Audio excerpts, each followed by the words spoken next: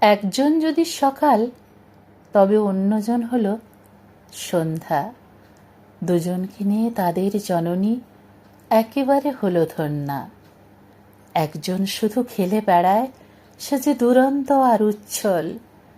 একজন তাকায় শুধু কৌতূহলে, ধরি মায়ের শাড়ির অঞ্চল।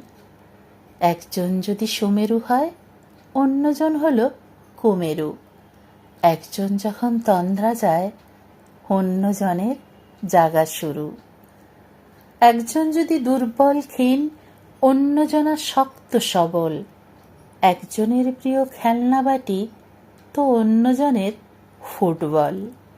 কিন্তু সুমেরু ও কুমেরু দুজনেই মায়ের চোখের মণি।